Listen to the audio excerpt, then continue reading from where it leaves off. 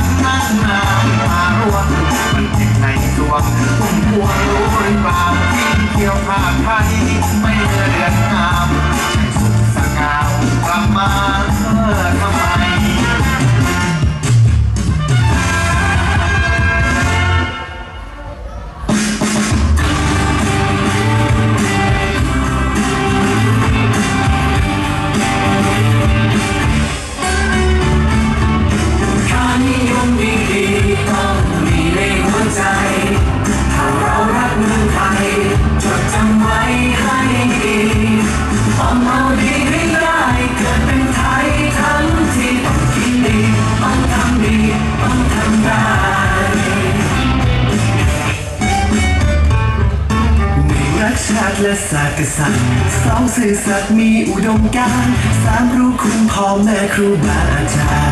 รย์สี่ไฟหาความรู้มันศึกษาไม่กี่ไม่ครั้ง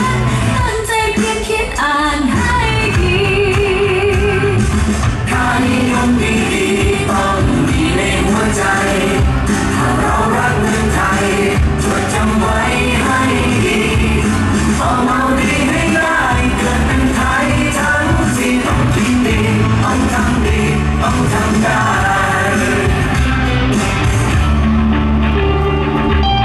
รักษาวัฒนธรรม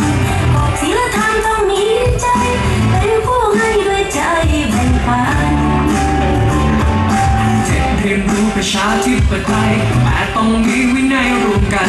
ต้องยึดมั่นกฎหมายบ้านเมือง